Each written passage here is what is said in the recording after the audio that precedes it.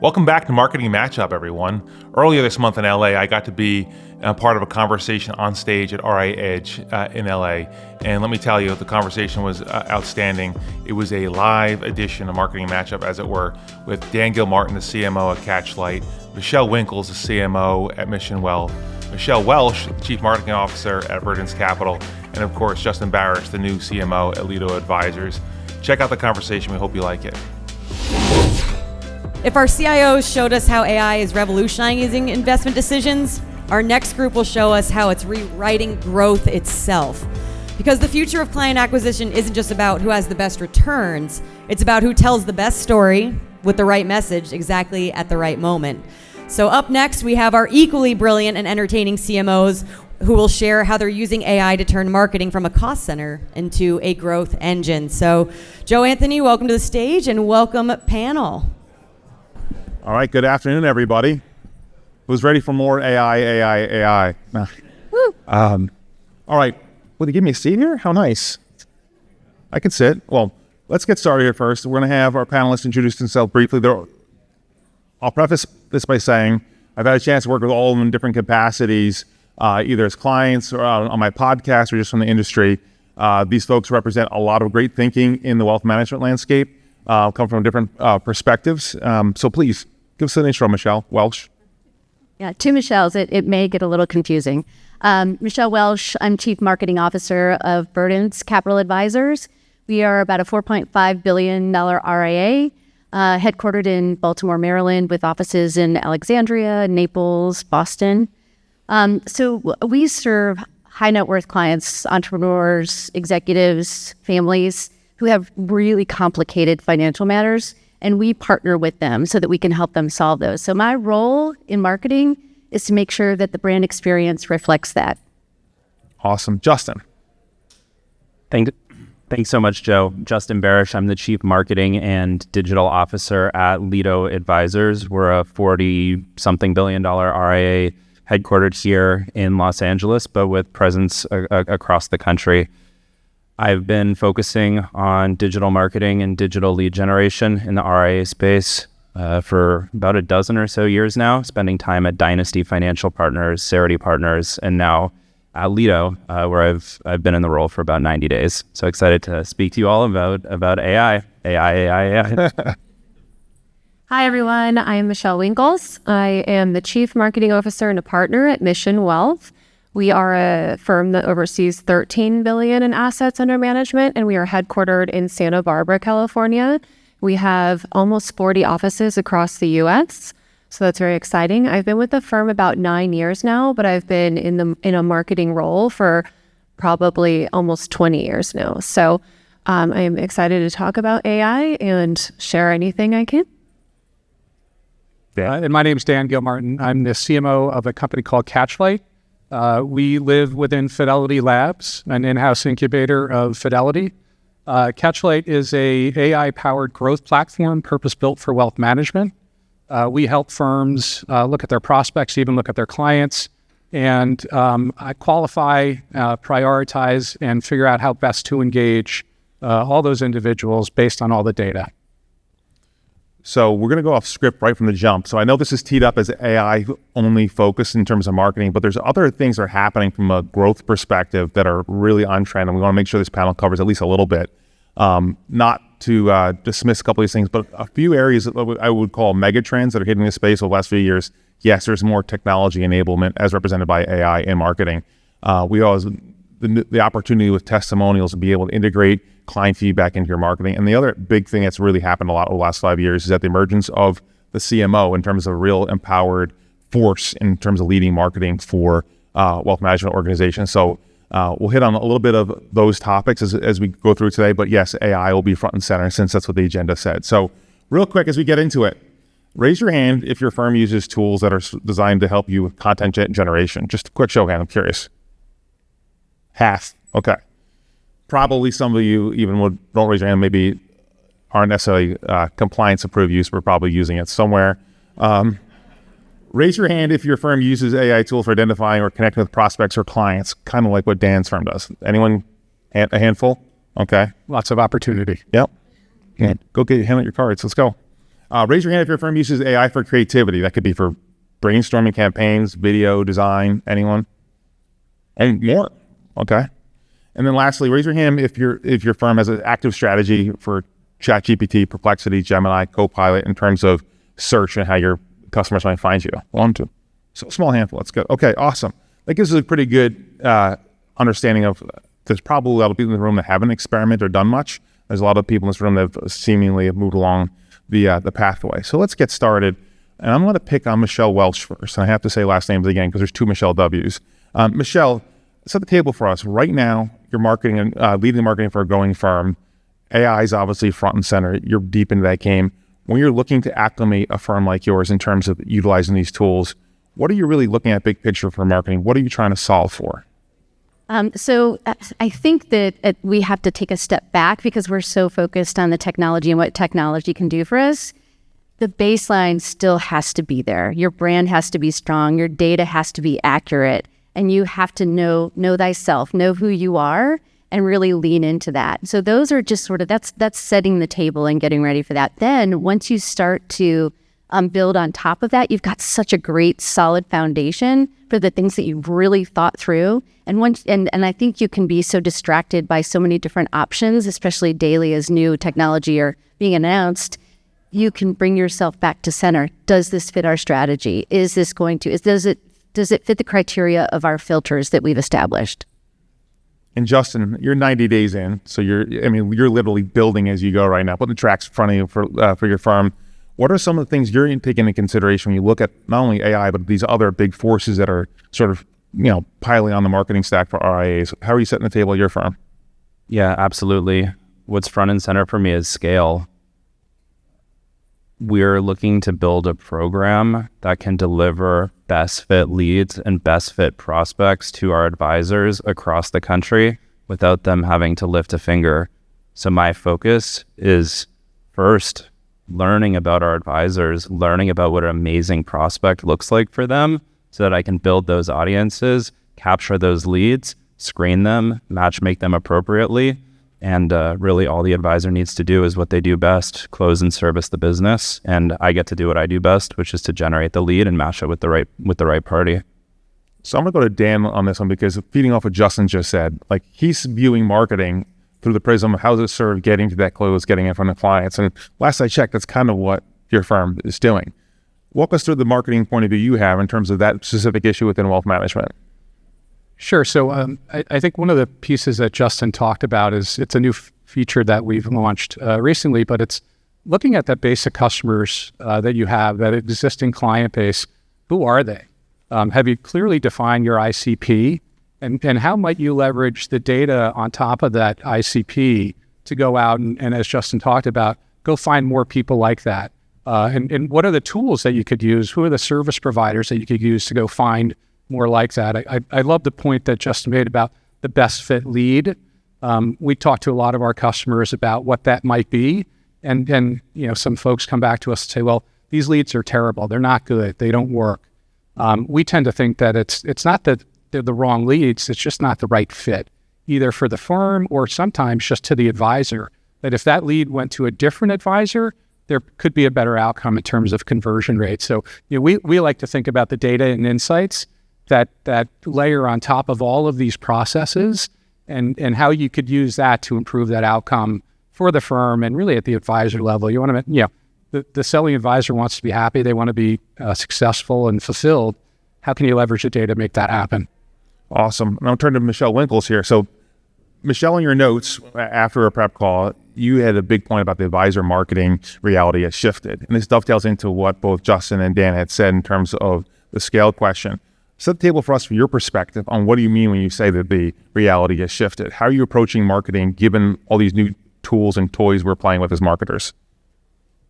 Yeah, people want to work with people. So we really need to focus on how we present advisors and teach them how to properly present themselves so that they show up not just in search now, but in AI results.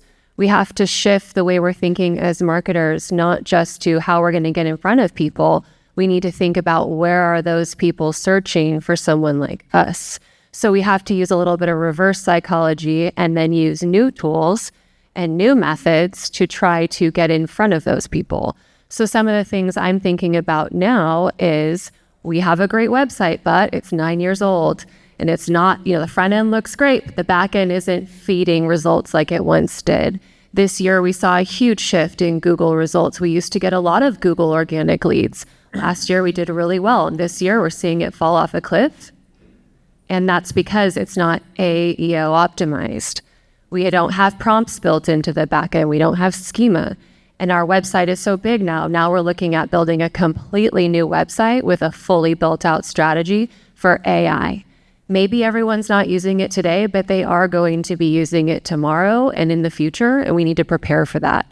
So we're thinking about this as a firm, not just in marketing, but also like how do all of our departments prepare for that? And that starts with this year us building an AI council so that we can get together as department leads and think about what is our strategy? What tools are we using? Are they secure? Are they efficient? Are they being used properly? And such. So these are just like top of mind things, thinking of it cross-functionally as well. So, and Michele's comments lead me to another point where you're talking about how the puck has already moved in the AI intersection with marketing conversation from what can it help me do to how is it impacting my marketing and what's showing up in terms of how people are coming to the front door of your business on your website. And so that's something that is a real and present danger for marketers trying to take advantage or maybe a threat in this environment. So let's go back to the original poll. We had probably, on average across the room, fewer than half the people saying yes, they're using some of these tools or thought about their AEO strategy, for example. Justin, I'll pick on you first. What do you think is holding people back? Marketers, business leaders, why are they not considering and utilizing these tools in their marketing? I think it's the same thing that held them back when they weren't doing digital marketing, when digital marketing was becoming a thing. I think it's a lot of fear, a lot of uncomfortability, and being overwhelmed. Like you come to a conference like this, right, and every single topic, right, or many of the topics are about AI, and it's an amazing wealth of information and knowledge that you pick up, but it also makes it hard to figure out where to start. And it can create a perception that the pack is so far ahead of you that it might not even be worth starting. And that couldn't be further from the truth, because there aren't that many, unless you're working at Anthropic or, a firm like that, you're probably not a world's leading expert, right, in AI, which is a really, really good thing because it means that the playing field is very level. So you just start. And I like to start with the things that are already working very well for your business. How is your business growing today? What's working very well? Start there. Those are the easy wins. Don't try and solve the big problems. Don't try and solve for the thing that's not working. It will probably just not work more. Versus if you look at what's really totally versus to me, like the low hanging fruit, the easy ones are look at the manual processes that you're doing that are helping grow the business and just use AI to do those a little bit better versus looking at it like something so transformational. My business has to take on a completely new activity. I promise you can get there. There's a lot of opportunity for that as well, but getting your feet wet, making the things that are already working just work better, faster, more efficiently. For me, I love the feedback loop, like Dan mentioned. We closed a client. Why did we close that client? And how do we do that again? AI is really, really good for that. So Dan, I want to go to you here. You have a purpose-built solution that should be a no-brainer for anyone who thinks about wanting to grow. What are the objections you hear? Like what's the holdup? I think there's fear. There's compliance. No offense to the compliance folks if there are any in the audience. But look, we built an AI platform, and we live within Fidelity. Our algorithms have to go up against Fidelity's algorithmic review board. Not a trivial task. But I think you, like Justin said, find those areas where you see some opportunity. Maybe there's delays in your funnel. Find those areas, but then find solution providers that are out there that are vetted. Not just because they may be part of Fidelity, but anybody that's vetted. And don't think of AI for AI's sake. Think about the problem that you're trying to solve and find a tool set that's best equipped to do that. And the other thing I'd add, just to go back, a personal anecdote, is just try the stuff out.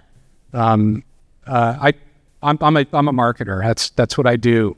I'm not a developer, but I picked up a couple of these tools to build apps. I like to fish a lot, so I built a tool that could track all my hotspots and, depending on the weather, what's biting, and things like that. Just pick them up, start using them. Don't be afraid of them. Try them out. You're going to learn a lot in the process. And then as you think about how those tools help you build a cool phishing app, think about how they could apply to your business or parts of the funnel where there may be a sort of slowdown in getting a lead to a meeting or a meeting to an opportunity. So I'll go to Michele Welsh here, and I'm teeing up for this because I think you hit on something that I think is a stumbling block, and I think it basically comes down to a branding problem. Tell us about that. So a branding problem. Over usage of AI. Yes. And I think too, I want to build on what my esteemed panelists also said, and that is there's never been a better time in history to be technically literate. And what that means is your ability to learn, unlearn, and relearn. There's so many tools being thrown at you. We're making phishing apps. We're doing all sorts of things with AI. So some of you might be inclined to say, why? It's just going to change tomorrow. And yes, it will change tomorrow. It'll change within the next few weeks, few months, few days. But if you have that mindset of learning, unlearning, and relearning, you're going to be primed to be able to jump on this extremely amazing opportunity. So having said that, with the brand, I think it's the most, aside from the assets under management, it's the most important asset you have as a firm. It's your identity. It's what speaks for you when you're not in the room, and you have to protect that with everything. So, and if you're not actively doing that by way of having a council that puts guardrails around your usage of AI, having a very clear messaging document in place so everyone is giving that consistent, repeatable brand message to your clients and your prospects, that's where you're going to fall a little bit short. And AI, again, will get you there faster. If you make mistakes, it'll make all those mistakes faster. And going back to another question that has impacted AI adoption, I'm curious to see what Michele Winkles thinks in terms of what's the hold up, right? So you're thinking about you've described many times to me, and also in your notes preparing for this, that there are a lot of different ways you're already just tucking in. It's sort of like a member of your team right now. Why do you think people don't take that approach in terms of adopting these tools? I think they're overwhelmed, probably, or they're not confident, like Justin mentioned earlier. I think, or they don't have the money or the capacity or the team. There's so many tools out there, and I've spent a lot of this year researching a lot of the great business development tools and marketing automation tools with these AI features, and they have all these bells and whistles, and they're constantly changing each year. I'm learning more about the new features of things they have, and it can be very overwhelming, like honestly for me. But I'm thinking along the lines of what pain points do we have today and what can help us today and grow with us, not something that's just going to stay stagnant, right? Or something that I can't use. So at our firm, I recently took a tally of all the departments and all the tools that they're using. And today, it's amazing. I had no idea. We're using over 60 different AI tools across 8 different departments. It's incredible. And guess which department uses the most of those tools? It's marketing. Over tech and advisors, it's marketing. Of course, there's so many different marketing tools out there. And how do you choose? How are they in your budget? Who's going to use them? Are you going to use them? Are they compliant to use? Are they going to creep into your internal systems and get your client data? So there's a lot of things to think about, and it can be very overwhelming. Yeah, just hopping in on the overwhelming as somebody who is pretty overwhelmed by it, what helps me with that, to Dan, I love Dan's example of building the phishing app. Before this technology, he probably couldn't do that. He could dream it up, he could wish it exists, but it doesn't, right? It was a technical proficiency. And the lesson here, right, is that AI actually is giving power to the creatives, and it's giving power to the strategists, right? The creatives and strategists always needed a technical counterpart, and the technical counterpart is still super important, But now Dan can go build the fishing app of his dreams without that. And what helps me get through the overwhelmingness is to focus on the creativity. What are those magic wand things that would be really cool if they existed? Go try and build it, just like Dan built his fishing app. So I want to shift the conversation real quick, and another audience poll, so pay attention. So how many of you in the room have someone on your team that's either marketing director, VP marketing, or chief marketing officer? Raise your hand. How many people don't have any marketing people but are at a wealth management firm? And by show of hands, is it because of not being able to find talent or budget or some other reason? Raise your hand if it's not being able to find the talent. Raise your hand if it's a budget item and not having a marketing person. So I'm stumped here. So,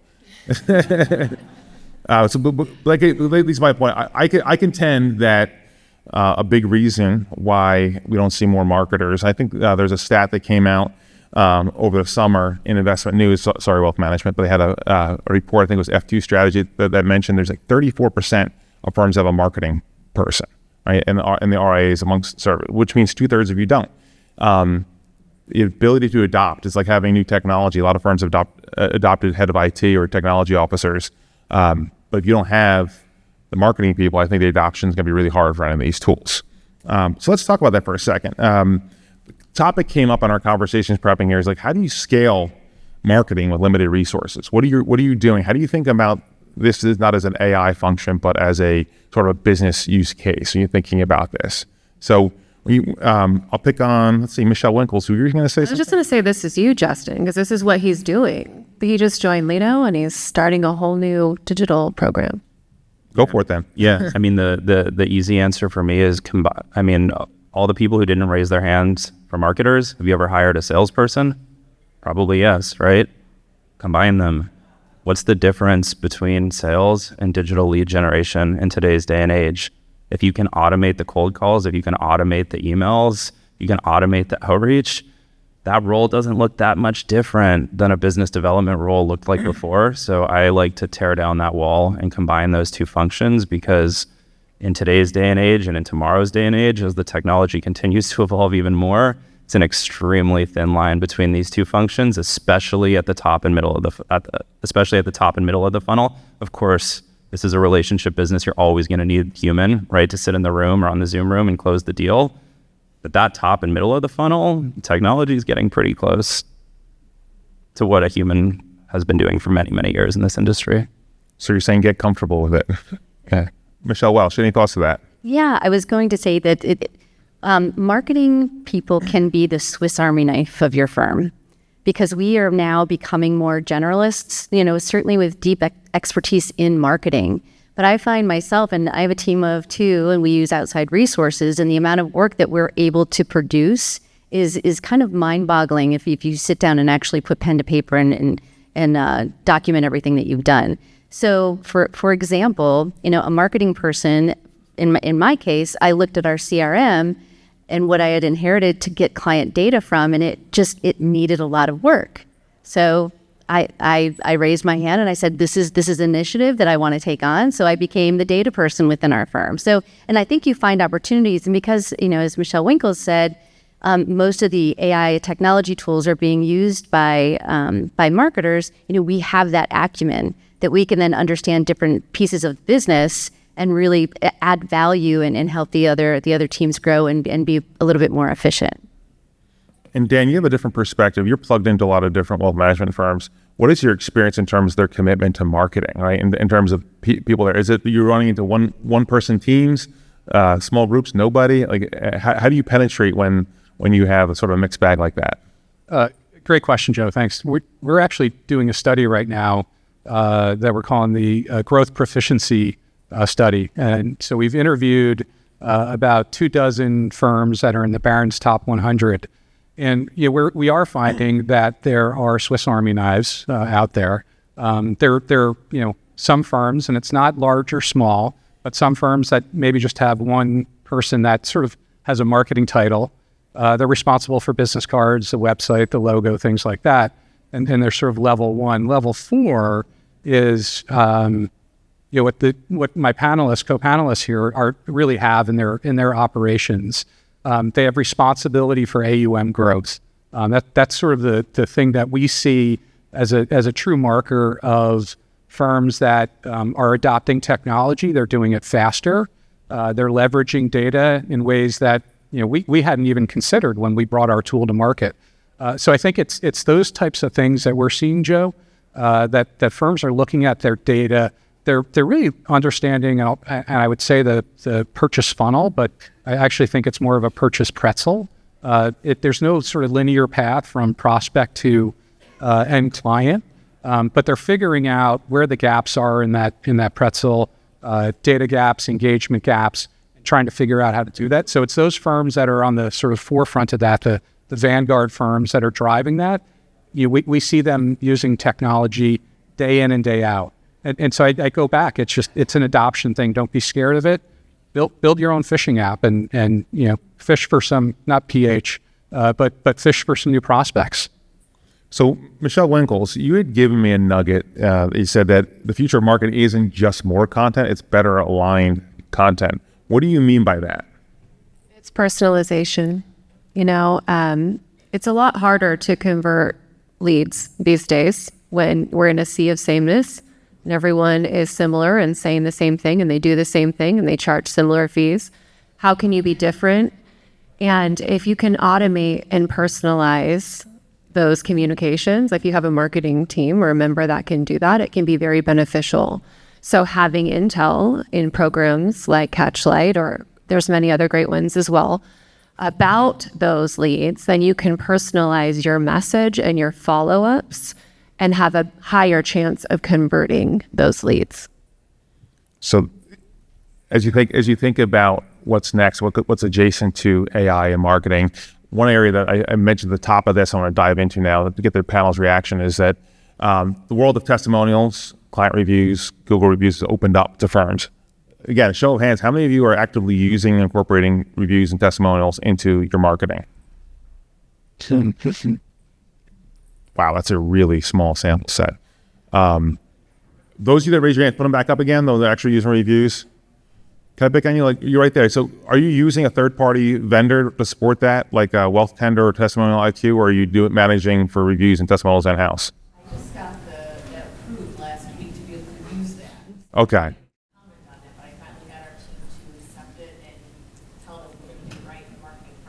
So you're on the front edge of that. So this is based upon the responses, this is still very early days in terms of adoption, at least in this room. On that, let's go to our team here. I know some of your firms are either engaged in looking at this or actively doing. Tell us what you're doing. And Michele Winkles, I'll pick on you first this go around. What is your firm's current take on this, and where are you venturing into in terms of sort of cracking that nut open for testimonials? We understand that with AEO, credibility and trust, even just digital lead gen in general, it's so much harder to convert these leads without that trust and credibility. So that helped us understand that we need testimonials and awards and media and buzz and PR and things about us, because that's what's going to feed those AI algorithms, right? So knowing that and reading the studies about it, we implemented a testimonial program this year, actually just 2 months ago, and we've already gotten, I think, nearly 40 testimonials from it in just an automated way that we set up, where no one has to do any outreach, shooting straight to our Google profiles and improving our search results and AI results. So I think that's very important. That's going to definitely be a big thing that feeds into AI in the future and where we need to be. So I'm a big advocate for it, and our advisors some of them were nervous because they didn't want those bad reviews, but we have not gotten one yet, and I mean, knock on wood, but we have not gotten one from it yet. And I think the others will outweigh that one bad one, and it should be okay. And if there is a bad one, it's a chance to salvage a potential lost client. So Two of you are nodding along here. I'd love to hear what you have to say. I am. And we, full disclosure, we have not yet adopted a system for collecting testimonials. But I did want to ask the audience, how many of you have ever made a purchase and looked at the reviews on a product or a service? And do you do like I do, and that's you go automatically to the bottom and look what's the worst possible thing someone could say about this product? And you're like, the shipping box arrived damaged. Oh, okay, I can work with that. So sometimes, if getting a bad review is not, I think I agree, it is very, very rare, but it's not a bad thing. They didn't return my call within 24 hours. Then you have a chance to respond to that. We apologize. You called on a Saturday morning and we got back to you Monday. Thank you very much. So I think that it's like Michele was saying, it's such a good trust signal, and it's I think we're going to see a shift if we haven't started to see it already, and that's going from a referral, a client referral, to an AI referral that really feeds on those trust signals like testimonials, like awards. And Justin, anything to add? I know Dan, you have something. Yeah, just a quick thought. I mean, I'm relatively new to this industry, 4 years in. But the thing I've learned about wealth management is it's all about referrals. And so a referral to me is it's more of a one-to-one. A testimonial is one-to-many. Why wouldn't you do more of that? Justin?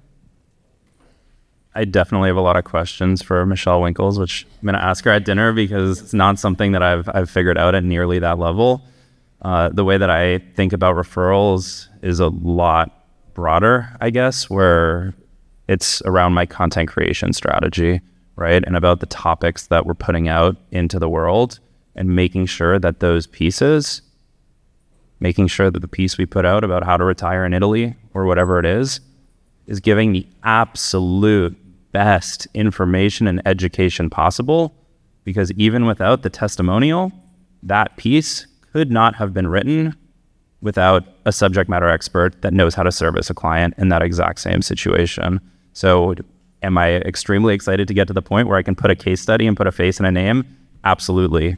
Where I'm at this exact moment in time, I don't have the opportunity to do that, right? For operational reasons, let's say, and the fact that I'm 90 days in, my backup plan is creating the best content possible in a way where anybody who reads it knows that we have experience working in this situation, or else you wouldn't be able to put that perspective out.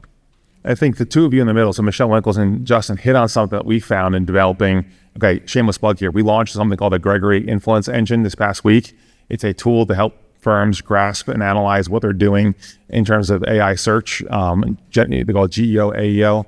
In our findings, in our work with that, two specific things that you both hit on that make it so important. The world of testimonials and reviews will play such a big deal in terms of how you show up in ChatGPT, Perplexity, whatever platform you use. And so to go down that path, I said at the beginning, sort of intertwines with the testimonials intertwine with the AI world. The content piece the same way. Today, when you're developing content, and you've heard for years, don't talk about yourself on your website or your content. Don't tell people how many CFPs you have. That's not what they're asking for. But they're asking questions. So the prompts that AI, people go in, financial advisor Tacoma specializing in stock options or whatever it might be. That's what they're putting in. And so you have to think about how your content strategy matches up with how people are searching and looking for your customers. And AI, again, purpose of this conversation centered on AI, the tools help you narrow it and customize to be more specific. Michele Welsh, you've been a big sort of proponent leading the charge in conversation with me about AI stuff. When you think about the personalization piece, it comes back to a fundamental issue of marketing, or first rule of marketing, which I'll say over and over again, know your audience. How do you see like these different tools, the testimonials, AI tools, help you connect better with those specific audiences? Yeah, so I get a little giddy when I start to think about these kinds of things, that information, the accessibility of not only data, but the tools in order to gather that data very, very quickly. We recently did a project where we had AI scrape Reddit, and we put in all the sort of keywords or topics that we just wanted to listen in on some of those conversations. Now, are our Verdence clients on Reddit? Maybe, maybe not. But it really gave us such great insight into what are people complaining about when they talk about selling a business? What do they not like about financial advisors? How are they asking others for advice or referrals, or is a fee worth paying a financial advisor? So it's those kind of things that give you such great insights that you then know a very, very discreet, like a long tail question that you need answered. Because if you pose that on your website or in your content exactly as it's being asked out on the internet, that they're more likely to reach you based on that, and you'll show up first. I'd like to piggyback up. I'd like to add something there too, is another way you can get intel on topics is record your prospect conversations. If you're using a program like Jump or Zoom or Zeppelin, or there's a lot of them out there, but we use Jump. And with that, we record our prospect conversations, and then we combine them, run them through Claude, and ask what are the top pain points, what are the top questions our prospects are asking us in these discovery calls. And from that, it gives us tons of questions, tons of ideas for content. And those are the specific things that people want to know about, or that they're searching on AI for, or Google. And that will speak straight to them and answer them. And that helps you kind of skip a step in your process as well, past the discovery, or they're already informed. I mean, to your point about having all circling back together, you taking those transcripts and those questions, that's content for your blog. As if you're going to host client events, what topics should you be addressing those events? God forbid you have a PR and earned media strategy. What kind of coverage you want to get for your firm to be known as experts on those topics? So it could really become a full circle experience using some of those tools. We're getting to that point. We have 2 minutes left. I'm still paged for my marketing matchup format. You're all going to get a parting shot. I want you to get the parting shot. Focus on this. If you're going to give our friends in the audience that may be in different spots in their journey in terms of adopting both AI and some of these newer tools, what advice would you give them in terms of how to capitalize over the next 6 months? Michele Welsh. So as a marketer, I like to think of things in terms of brand and memorability. So one thing that we're using at Verdence is an AAI strategy. So every decision that we're making has to go through that lens. So A, is it going to accelerate what we're doing? B, is it going to make it more accurate what we're doing? And I, is it going to innovate? Is it going to take our ideas and expand those and be that force multiplier that we need? Justin? First, I'm 100% stealing that because I love it. For me, I guess my parting advice is like, it's so easy to think about AI as like the robots are coming, but it's artificial intelligence. Intelligence, right, is like a nod to humanity, right? Human intelligence. And if you want to show up on AI, if you want to show up on Google, align yourself with what they are trying to do. Don't try and game the system, right? Our customers are the same as Google's customers, are the same as ChatGPT's customers. They just want to provide the best experience possible. The best experience possible is the most helpful content. It's the most helpful perspective. It's saying things that nobody else is saying. So by doing that and aligning yourself with the objective of this provider, it gives you the best chance of getting picked up. Michele Winkles. We have 10 seconds, so I'll be a little quicker. But I would just suggest, think about where you have struggles or pain points, or what's taking you a lot of time, or your team or your firm. What are you spending too much time on? And then look for an AI tool that can help with that. That's where I would start. And Dan, wrap us up. I'd say the same thing as Michele, and just test stuff. It's out there. Most of it is free. It's super cheap. Just test it. Try it. Nothing ventured, nothing gained. I built a phishing app. Awesome. Well, let's give a hand to our panelists. They're amazing. Good job. Thanks for listening to Marketing Matchup, a production of Gregory. If you like what you heard, please listen and subscribe wherever you get your podcasts.